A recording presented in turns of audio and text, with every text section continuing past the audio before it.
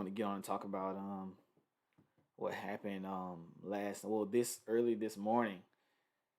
Two young men here in Albany were killed this morning via shooting, and they both were 18 years old, and another 18-year-old has been arrested for their deaths. And I heard about this morning when I first woke up. I saw the news clipping, and last night I was with family for Thanksgiving at my in-laws' house for Thanksgiving. This young man came in, and he had dreads and things like that. But I met him, and cool kid. I was talking to him, shook his hand, talked to him for a little bit, because anytime I see a kid, that in my opinion needs some guidance, especially with how their life is going, I try to talk to them and give them some knowledge, just plant a seed, not trying to recruit them or anything like that. I just talk to him for a little bit. He's a good kid, funny, real lively. Um, and I went home, and then this morning, I saw that news article, and I was like, dang, two more people got killed. And then my mother-in-law calls like 10 times, wake us up and just like, Jay's been killed. And I'm just like, Jay who? I'm like, Jay's been killed. I know a lot of Jays. And she was like, no, the Jay from last night. I'm just like, last night? The one I just met, shook his hand, looked him in his eyes and talked to him is it just hit, hard for me today. Uh I'm I'm not used to what's happening in the city, but it's for it to hit hard and home is mind-boggling for me. And then for the ages of these children, and for me, I'm always talking about the teenagers, and what's going on in their lives all the time. That's my biggest thing, trying to figure out how can we get our teenagers busy and doing something so that way they aren't trying to go, get into gangs and get into nonsense and things like that. And for both of them to be 18 and people in my close circle know them, and my boys calling to check on me and stuff after they saw my Facebook post, and it's just a mess, and we're seeing a few posts today. Well, I was, somebody showed me a few posts today in regards to me, and asking where I am, and I'm supposed to be doing all of this stuff for children, and this happened, and I'm like, well, how does the blame get placed on me, and what did I do? It's Today's just been not been a good day for me. And it's just we missing so much, in regards to what's happening with our children and our boys, and their stories and what their moms are going through, and it's a lot that goes into our young men, and what's happening to them. And a lot of people aren't understanding that, people hear, oh, they need mentoring and things like that. It's a whole plethora of things that's, happening in regards to our children and why they're doing the things that they're doing. um and I even go back to the poverty and the crime and the reading comprehension, etc. Like, for a kid, that I was taking into my home, and I went and picked him up the first day I saw him get into the truck. The first thing that comes out of his mouth is, your gas tank is full. I've never seen that before. My mom always probably go put like $10 in her truck or something like that. I'm just like, you ain't never seen anybody with a car full. And looking at what's going on, I'm just like, it's the little things we take for granted, man, and so much goes on with these children in the hood, and everything is overwhelming. It's overwhelming for me, and looking at the emails, and receiving all the phone calls from moms in Albany. I need help. Even some of them to the point where they're getting upset with me because I can't respond. I can't take their child. It's so much going on, and for children that want to get out of their condition is what pulls me the most. Children want to be away from their environments. They want to be somewhere different. 92% of the kids that I come into contact with that are in the streets or doing drugs or committing crime, they want to do something different. I have children here at my house right now. I just want to pick them up, and one of the kids, he calls me every day and says, Mr. Keenan, we got something to do. He said, I'm just sitting outside at home. And we just walking around all day. I ain't got nothing to do. You got something for us to do? Can we come by? And you got anything you can teach us? He called me every day. He has him and his four little homeboys. He goes and, hey, Mr. King's gonna come and pick us up. And I met them one day just picking up one of my other kids. I was picking him up to who's going somewhere, and they stopped my truck and say, hey, what you do? I saw him with this stuff on his shirt or whatever, and he said he went here and went there. What do you do? We want to come too. And so for me and those parents, to be so grateful, like I met them for the first time the other day at our bowling tournament because they wanted to come bowling with us. And I met the parents, and for them, just like I'm trying, and I'm so grateful, that you're able to come and get my son because I'm working and he's running the streets all day, etc. Like it's so much going on. It's like we missing this whole the family is just so broken right now. Like even Thanksgiving and Christmas, people don't understand how important. Like now, I'm beginning to understand. Like getting out of that woke area of where I was with, oh, we don't need to celebrate Thanksgiving because that's the white man's holiday and they killed people, and Christmas, white man this and white man and pagan and all that nonsense. And I came to realize like, nah, these are traditions started by our matriarchs now of our families. This is where the innate learning goes on, and that's why our boys are not learning stuff that you learn just from being around your uncle and your granddaddy and your big male cousins. The stuff you just learn innately. How you learn something that nobody didn't have to tell you directly. Like you saw your cousin put his hand on the stove and he got burned, so you was like, oh, I don't want to put my hand on the stove. You just innately learned that you don't put your hand on the stove. And it's coming to Thanksgiving is so important, in family and all that. It's so important because for me growing up, my granddaddy and my uncle, they never taught me how to grill on the grill. I just found out how to grill on the grill because I'm outside playing football with my other cousins, and we listening to them and watching them grill, like not directly, but I've seen them enough play with the grill enough, to figure out how to grill. I learned how to fix on cars and change a tire and brakes because the guys is outside working on cars and they talking about guy stuff and talking about man stuff and how they taking care of their families and stuff. And people say, "Oh, King, you're so old school." I'm like, it's because I was hanging around men all my life. I was outside with them and listening to their conversations, and even with young girls. It never takes the family 2 and 3 days to cook Thanksgiving dinner, but grandmama ain't seen her daughter and ain't seen, her great granddaughters and all that stuff, and they all come in the kitchen and, baby, come in here and help me cut up some onions. And then they start talking about their relationship problems and what's going on at home, and grandma starts giving wisdom in the kitchen. As all of this stuff is so important. Like the family is broken. Like, oh man, and what's going on with our boys and our babies is just ridiculous. And then it's so disheartening. I get a lot of criticism. I do, but to see people try to almost blame me for what happened, I'm just like, I can't save the whole world as much as I love to. As much as what happens to our boys hurts me and affects me, directly. And almost every time somebody gets killed, it's like one of my boys knows them.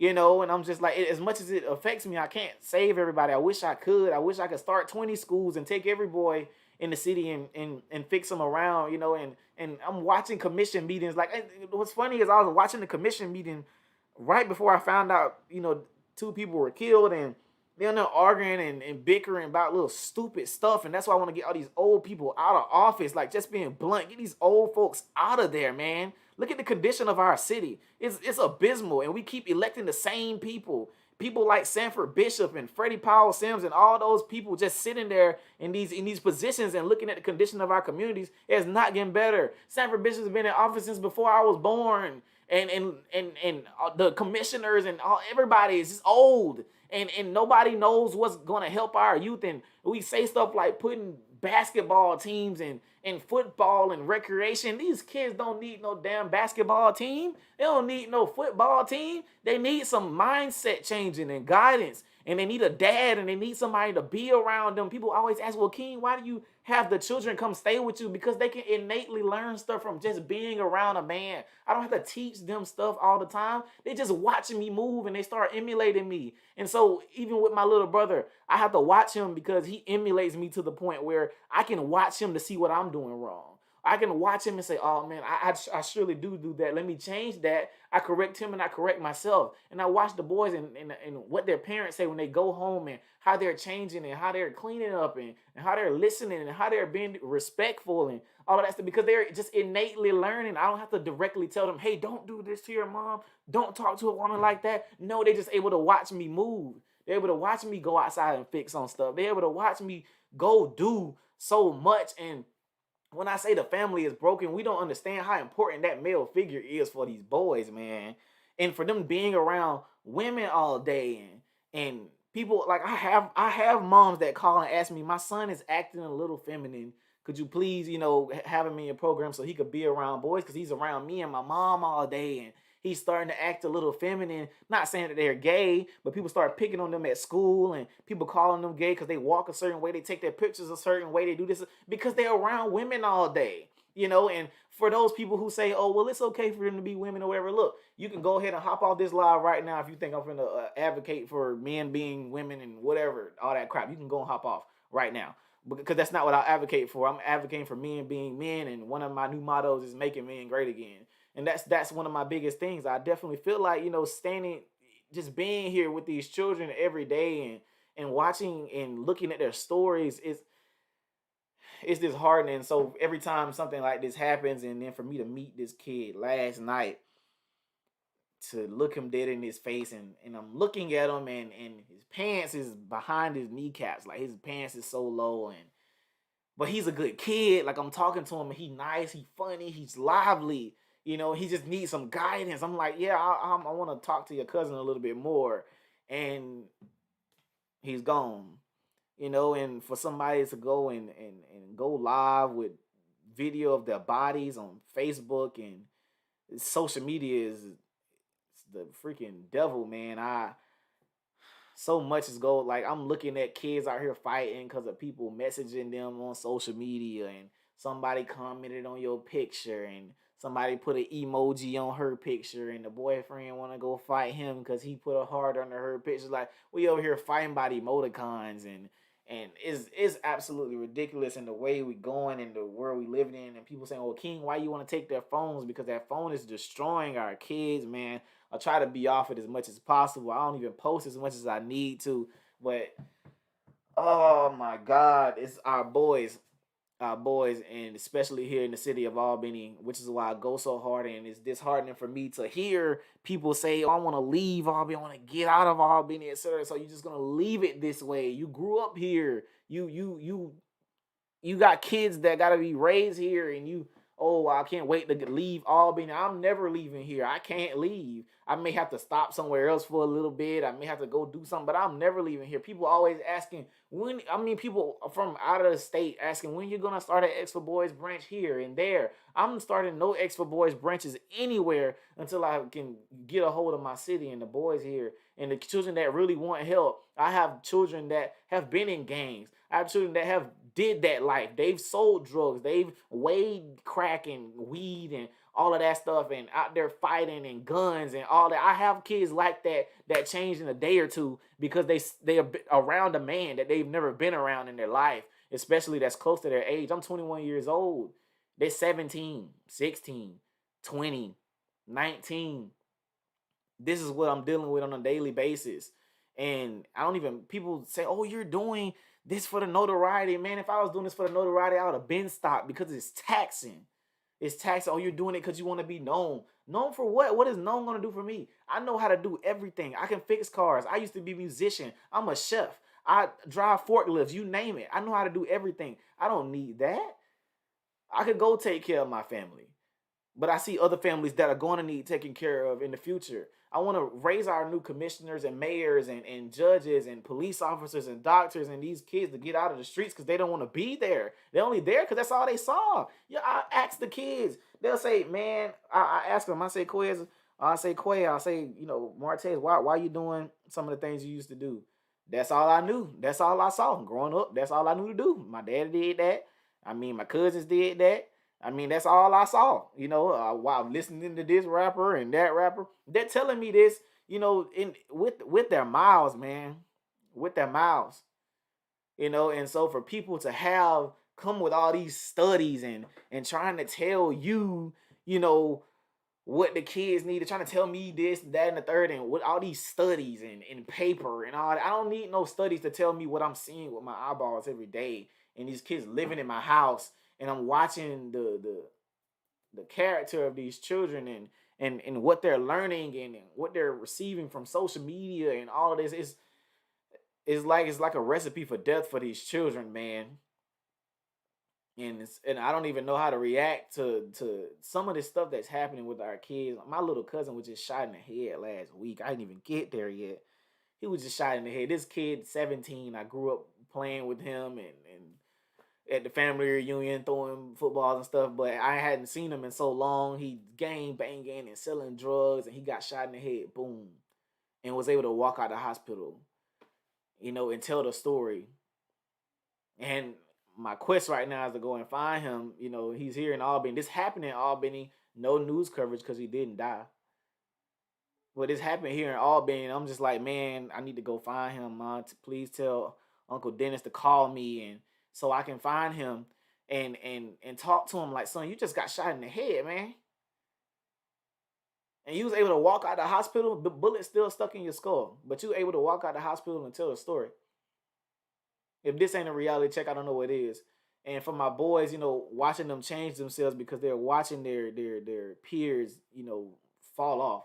We just got rid of 3 18-year-olds, 2 dead, one going to jail for the rest of his life. And then I'm sure it was over something stupid. And listening to what these children argue about nowadays and what you got on, and why you talking about me like that, and they so angry. Cause I mean the kids, and I get it, and that's why I believe anger management should be like number one on our list of things for young black boys. We so mad. What make you want to kill somebody for stepping on your shoe, or punch them in the face, or slap them for saying something like picking on you? We so angry. What make you so mad? But it's their living conditions, their lifestyle, their mama struggling, their mama wanting them to go get a job so she can help them at the house, and he got to go sell drugs to help mama pay the bills, and mama fussing at him about selling the drugs, and then you're telling him selling's a sin, and you're not offering new ways to win. And I'm just like, oh man. And I hate when people try to tell our boys, oh, you can't do this, your life, you can't do that. That's wrong, and you're not offering them a alternative to their lifestyle and what they're doing. Our kids, I went to San Diego this past weekend to start the kids a gaming team. We started a gaming team. Well, kids are playing video games all day long. That's what they do when they out. I mean, at least they're not in trouble. But I'm like, shoot, y'all could be getting paid to play video games. You got little white kids and little Asian kids and all that be out here playing video games. Some of y'all probably could play better than them because y'all play constantly all day just like them. But they getting paid. It's a difference, But we have to open these eyes of our children. Like, man, my kids, they got on that plane and they got to California. These kids, man, they from the hood. They ain't never been nowhere.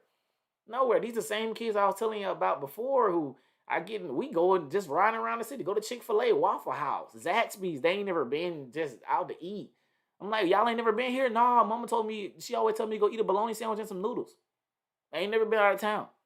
Never been out of the city of Albany. I took them on the first plane flight to DC.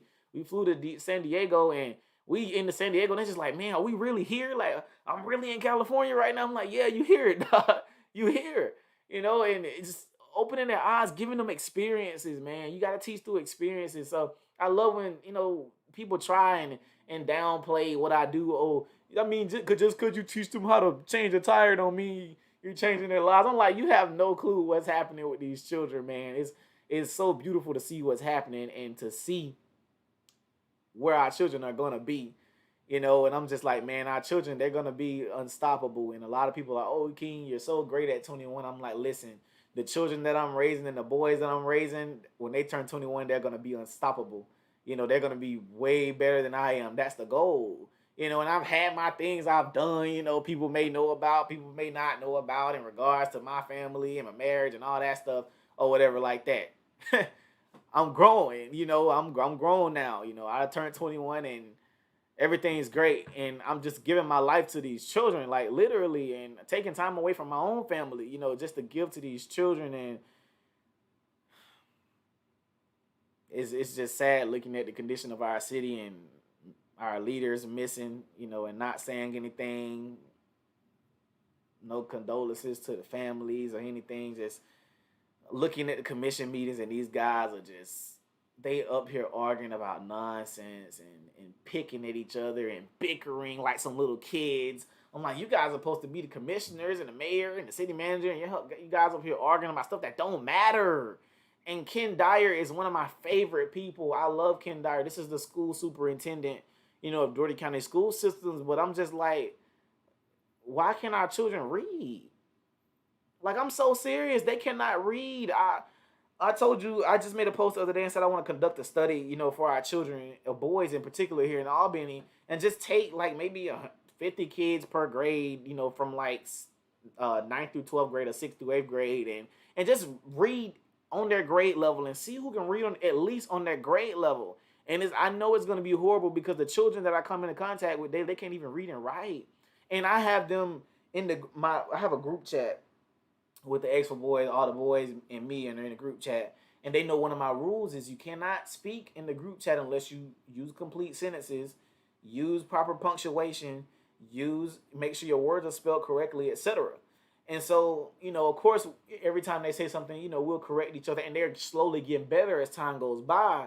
But some of my boys think I don't notice that they don't talk in the group chat because they're scared to be looked at as stupid, or they're scared to be corrected or something like that. Or there's this culture amongst them now where it's wrong to be smart or wrong to know a little more than everybody else. Like people, like my little brother, he's my little brother. So some things I've taught him, before the boys came along. And so when some of them, he'll start talking and they, make little faces or whatever because he knows things or whatever. I'm just like, it's okay to know something, Even we was riding in a car one day and somebody said a word, they said protruding, and one of the bosses was like, oh, you up here with them big old words. Nobody ain't got time for that. I'm like, no.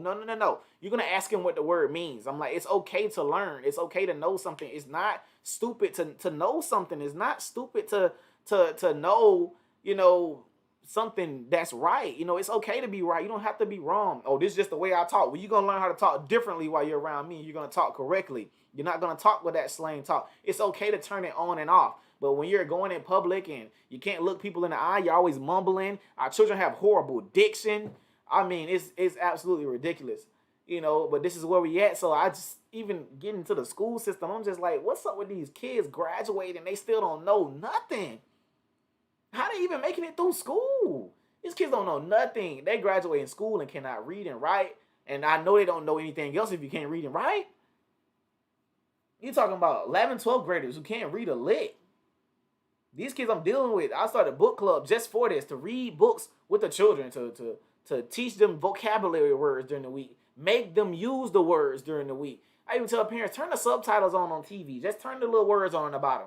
Because they don't understand, at the time that it's helping them learn how to read and helping them, learn words and helping them learn how to spell and use punctuation. Turn the subtitles on the bottom of the screen. Do something small. Even if you're not the best reader or the best speller in the world, do something with your children. Read something with your children. I mean, children are falling by the wayside, man. It's becoming so sad, and all of this just plays a part into them picking up a pistol and deciding to shoot somebody over a petty argument. I even let the boys fight. I let them fight, and it's needed, and they develop stronger relationships like that. That's what you did with your big brother. You fought your brothers and y'all got so strong, and you fought your cousins and your big uncles. Y'all fought. You got angry. We fight. And we fight with fists. We don't fight with guns. I let the boys, when they have disagreements, have at it. No face punches, no gut check, no nut checks, none of that. And fight, wrestle, do your thing. And they develop strong relationships, man. And they all so different. Like, I don't even have all the same type of kids. I got computer geeks. I got the nerdy kids and the kids from the hood and the suburban kids. They all get along just like this. And they don't even pay it no attention. They like brothers. They love each other. They look out for each other because I force them to look out for each other. I make them police each other. I'm just like, check on your homeboy. That's supposed to be your brother. Check on his grades. Make sure he's good. My little brother already know anybody in his clique. If I know them, has to be doing good in school.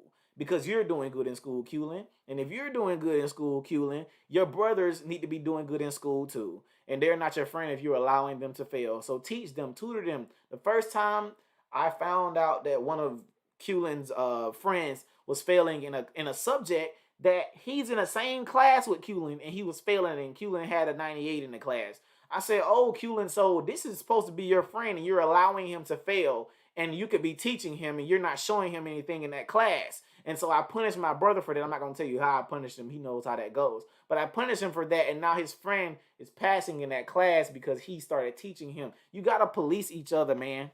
I make sure the boys understand that there's a brotherhood. There's no selfishness in thinking about yourself and only one thing for they get in trouble together. They read together, they talk together, they do everything as a unit.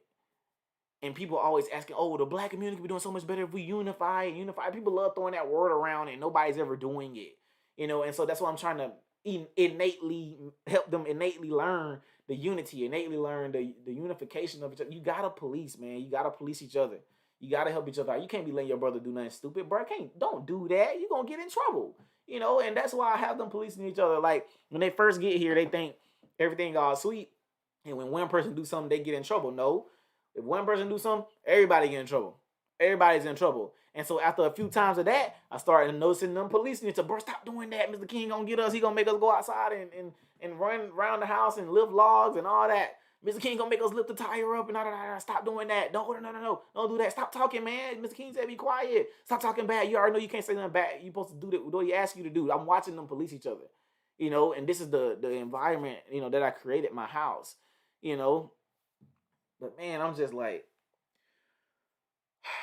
this what's going on, and I try, to not say things a lot, in regards to what's going on in the city, because some people will say, "Oh, well, King, you're just trying to promote your program." And like the last time somebody got killed, he was 14 years old, and he was a cousin of one of my boys. I found out as soon as he got killed, and I made a post about it, and they were like, "Oh, you're using his death as a way to get notoriety and bring notice to your platform or whatever." I was like, what are you talking about? I'm like, this hits home for me because I found out as soon as it happened because one of my boys comes in my room and says, hey, one of my cousins just got killed. He's 14 years old. So I just try to keep my space, but man, it's hitting home for me right now. Seriously, what's going on with our kids, and even one of my other cousins, he was with the young man last night. That got killed. This is one of my cousins that I'm a little closer with. I had just met him last night. He's an in-law, but one of my other cousins was actually with him. He was with him, and his mom had just said, "Nah, you can't ride with him tonight," or whatever. He could have been dead too, man. That was the thing I was thinking about because I was even closer with him, and I had just said, "Man, I said, I'm finna come over to your grandma's house and I'm gonna put her a new toilet in here because she needs a new toilet." I said, but I'm gonna come over and I'm gonna show you how to do it. He was like, all right, I wanna learn. I wanna learn how to do it. He's 17, he in high school. But he was like, yeah, I wanna learn how to put the toilet in. I was like, all right, I'm gonna bring your grandmama a back of toilet over here and I'm gonna go buy one and we gonna put it in. I'm gonna show you how to do it. Or he was like, all right, cool. And I said, you can make you a few bucks like that or whatever, changing people toilet around the neighborhood, man. I said, you can flip it if you want to. You can go make you some money. Toilet ain't number about 80, 90 bucks. You can go buy that. And then you can charge them maybe $200 for the toilet and the install. And you can, flip that, make you about $100 or whatever. It's just little stuff like that. She said she had seniors that couldn't even read the clock. I got kids right now that can't read the clock, man. This is where our kids at, and some people want to blame the parents, and I was that guy for a second where I blamed the parents, and then I'm just like, God, dog, mama don't know nothing either, and I'm just like, where's our school system? Because I used to come home and teach my mama stuff. I'm like, mama, well, look, this is that, because my mom, I learned how to read early. I was like, even my son, baby King, ain't even 2 yet. He know all his numbers. His full ABCs, all his shapes, his cars, colors, all that stuff, you name it. But that's because we're constantly teaching flashcards, just working with them all day, pointing at eyeball, nose, mouth, reading with them, pointing at letters and words. He even know words by sight. He don't know just the ABCs. He know like looking at letters and this is a G, this is a T. We got this stuff is so important, man. I'm just like the family structure is so broken. I'm just like, we got to get out of this woke stage right now and just get back to family for a second before we go create a holiday and act like we can't celebrate Thanksgiving with our family because of the white man. But right now, at the point we are at, whatever time you can get with your family, get it. If you got a free holiday, go spend it with your family. You know, you ain't gotta say Merry Christmas. You ain't gotta say Happy Thanksgiving. Just shut up and go spend some time with your grandma. Go sit around and hang around your granddad and your uncles and listen to them give wisdom. And even if it ain't the best wisdom, they know a little something more than you do. And you chew up the meat and spit out the bones. Like I just go just to go hang out around granddad. Just go sit around.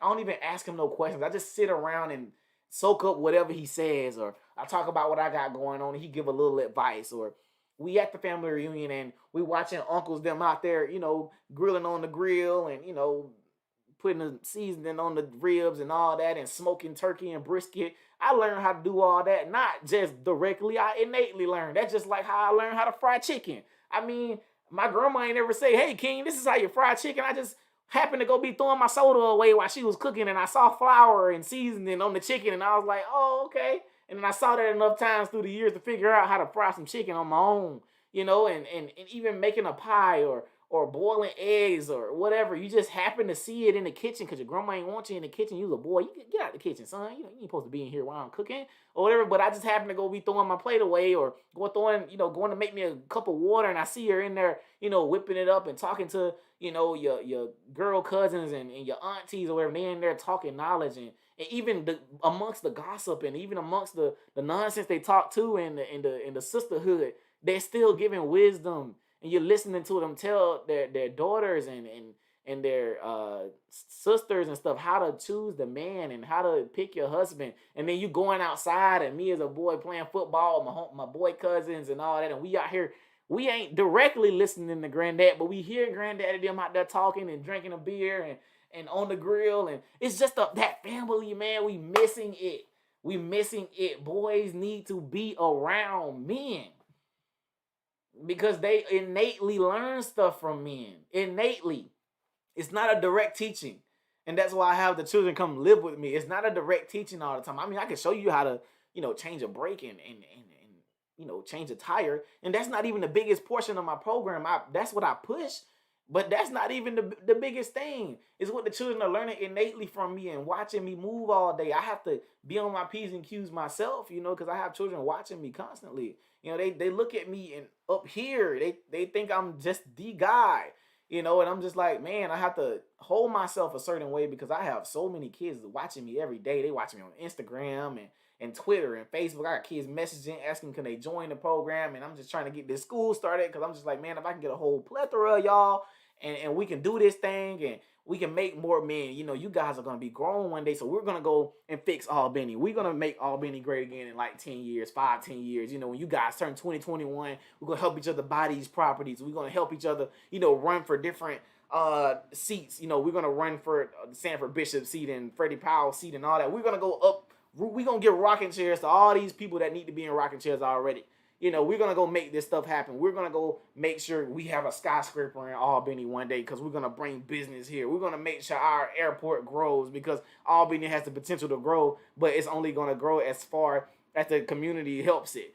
So we're going to go help our community go. We're not going to complain about it. We're not going to go and leave. We're not going to go make money and get out of here and leave Albany and da-da-da-da. No, we're going to make Albany great again for ourselves. That's what we're going to do. We're going to stand up and say, no, this is our city and we're going to take it back. This is our community and we're going to be the men here and protect our women and children. We're not having no nonsense in our communities. We're not allowing and watching people sell drugs in our communities every day. That's not going to happen. I'm not going to directly see you selling drugs to your mom and your cousins and that little kid down the street. How dare you sell drugs to those young kids and you call yourself a hood man?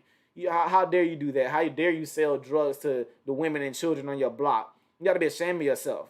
You supposed to protect grandmama them. And we out here talking about the white man this and the white man that. Grandmama ain't scared of no white man out there in the hood. She's scared of young black men. Let's talk the truth. She's scared of young black men out there and them out there selling drugs and shooting each other in her neighborhood. Them ain't white folks out there doing that. That's us doing that. And I don't care about y'all trying to go into, but what the white man did it with the system and all that. Nah, hey, bro, look, we ain't having none of that woke talk. This is a problem that we can fix. And I don't care how many times we say, well, the white man did that. Okay, great. We learned that already. Now let's go out here and fix our dang on communities. I'm so tired of this Oh, we gotta blame the white man. Oh, you want to vote for this person? You want to vote for that person? We're gonna cancel you. Like, you up here canceling in your community about politicians. You up here canceling your dang on your mama and your cousin and your brother because of who they want to vote for. Like, so what? Somebody black want to vote for Trump. Who cares? We still in the same condition, regardless if Biden or Trump is the president or whatever. Me, I still respect the office of the president. So when Joe Biden gets in there, he's the president.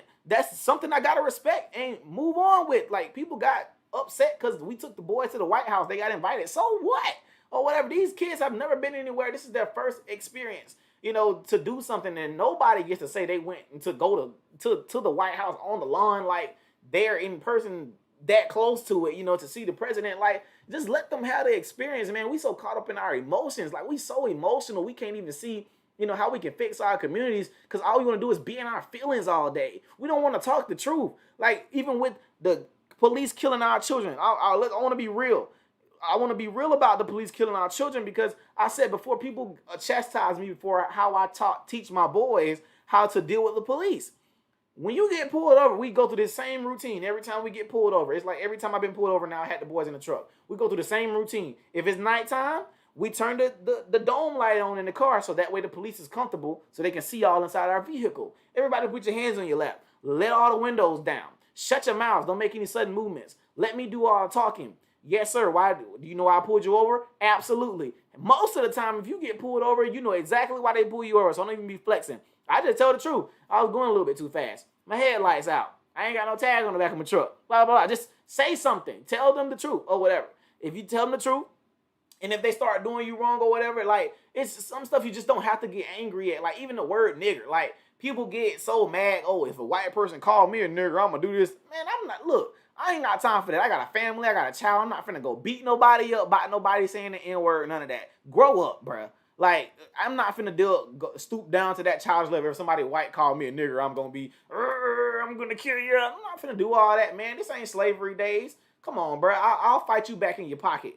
Period. I'll go buy back my community and make you look stupid or whatever. Like, it's so much more we can do, because we allow them to make us, even if the ones that are trying to antagonize us and stuff, you allow them to make you angry. If you say they're trying to kill you, that's the first thing they want you to do, is get mad, so they can have a reason to pull their gun out and shoot you. So why would you get angry? Why would you tell your kids, oh, if the police doing this, you better get mad and you better say something back? No, you're absolutely wrong. That's like you telling your children back in the 60s to go drink from the white water fountain. You out of your mind. I'm not telling my kid to do that. I'm going to find my kid on a tree. I'm going to find my child dead, telling him to resist arrest. You lost your mind. We'll take, if the police is absolutely wrong, I'll take what I got and we'll take it to court. We'll fight it later on. I may have a few bruises or whatever, but I'm going to live to see another day. I'll be able to live and see my children. I'm not going to fight the police on the side of the road. You've lost your mind. I have family, children. I have to look after everything.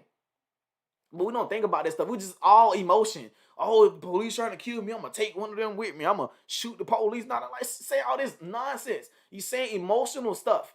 We can't be doing this, man. Like, I could go all night.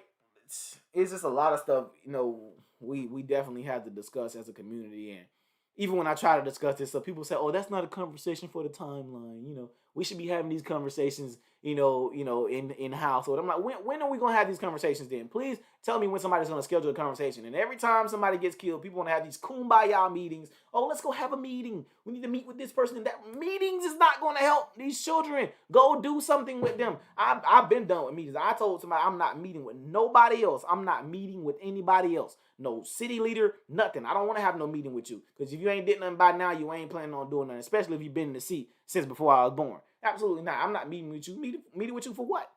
Go do something. Go do something with the kids. You don't have to do directly what I do. You don't have to go keep them in your house, but do something. Jesus Christ, go take a kid and pick them up from school every day and take them home and talk to them every day or something. Go feed a family. Go do something. And I said before, it's so many men in the community that don't have no kids. It's enough men in the community to take responsibility for a child that's not theirs. I've been said that every man should be responsible for a child that's not theirs, including ones with kids. Go be responsible for a kid, man. It don't take nothing, bro. Just go be responsible for a kid. It is not gonna cost you no. I mean, it'll cost you some extra dollars, but Jesus Christ, go come on, man. Go help a kid somewhere. One kid. Imagine if every man in the city decided to go take 1 or 2 kids apiece. You know what? All of us, I don't care. What we gonna do? We're just gonna try to get them out of the streets. all of them, just everybody go pick a kid, and just everybody want to place blame everywhere and stuff. Man, I blame myself. I said it all the time. I blame me for what's going on, and if everybody blamed themselves for what's going on, we'd probably get up and do something. Because I'm just like, dang, what if I could have did something different? Oh man, why they didn't tell me about him before? Or what if last night I was like, I'm just thinking about stuff. Like, I just met this kid last night. I'm like, man, dang, what if I would have invited him to the house last night? Like, what was I thinking? Like, he could have been alive still. Like, I'm blaming me because I'm just like, there's more that I could do. It's like people like, oh, you're doing so much. I'm like, I'm not doing enough because our kids are still dying. Oh, get so complacent. I ain't gotta do nothing. I'm old. I done did my thing. Oh, this where we at. But I'm gonna get off my soapbox now because I'm getting a little emotional, and I don't like talking with my emotions a lot. I don't. But that's all I had to talk about for this season. It's a sad situation all around, for me. But this is where we at. I appreciate um everybody commenting. I'm just not looking at these comments. I appreciate everybody you know for saying they appreciate what I do. I really appreciate you guys. It gets a little taxing, but I love what I do. I love every moment of it. I love the noise. I love fussing at them. I love getting them up in the morning. I love helping them with their homework. I love it all. The whole thing around helping raise these children, especially when they want, somebody to love them and they want somebody to show them something, and for people to keep talking about them, like even the people who are upset at the kid that killed him. See, I keep looking at stuff so different. Like people are so angry at the 18-year-old that killed them. I'm just like, what happened to him? Who failed him? Where was I? What I mean, like, what make you get something like that? I'm finna kill these boys. Boom, boom. At 18. I'm just like, well, how angry must you be? What did somebody do to you? To make you like, bam, bam, I'm finna kill both of them. Cause they the same age as me, and we mad at each other, and I'm just boom, boom. Let me take them away from their families. Let me take their life on this earth. Cause I'm mad, I'm emotional, I'm upset. So part of me, I want to go to the jail and talk to the kid, like, what's going on with you, man? What happened? What happened in your life? Your mom around? What's going on at home? What's up with you? Why you so angry? Why did you get that angry? What made you get that angry? I want to go talk to him, because I have a heart for those children, man. He's a kid. I'm not mad at him. He's a baby. He's 18. I'm not even an adult yet. I don't believe you're an adult till you turn 25. That's when your brain really stop developing and stuff. I'm still a kid. You know, my facial hair ain't even done growing in, and I still got a little growth to do and all of that. I'm just like, we kids, these babies, man. I'm not mad at him. I want to know what's wrong. I'm not upset with that kid at all. This is where we at. It was a lady that was arrested, a 33-year-old. It said she was tampering with evidence. Maybe she was trying to hide the gun. I'm not sure if she was kin to the other kid, but they didn't get arrested for the murder portion. They just got murdered. I'm not excuse me. They just got arrested for the tampering with evidence. The 33-year-old woman did. But that's where we at, man. But again, I appreciate again everybody for all the text and the messages and all that. I have automated messages now because I'm just not able to keep up with everybody. But if you really have something important, then my email is there. Emergingking@gmail.com or the X for boys at gmail.com. But that's where we at, man. And just this past week has just been overwhelming for me because it's shootings and kids, babies. Oh my god, like I can't get over it. Like even with the human trafficking thing that just happened, two teenagers were arrested with the human trafficking thing. Two teenagers. I'm just like, what the teenagers, man, babies, babies, babies, babies, babies. What's happening with our babies, God? What? Oh, man, these are babies, man. These are babies.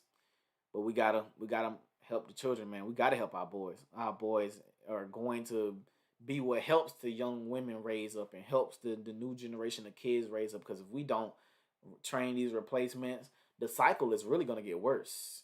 And so for me teaching these children and what their families might not have taught them, and what their families might not know. They're able to go and tell their children and maybe their little cousins and little nieces and nephews, hey, look, I learned this. Let me teach you how to do that. Let me show you how not to do that. Let me show you how not to get so angry. Let me teach you something, because that's their favorite thing to do. It's like when they learn something, all the kids, when they know something that everybody else don't know, they have to get it out. It's like a secret that they didn't know they had. They got to go tell somebody, man, I learned this. I learned how to do that.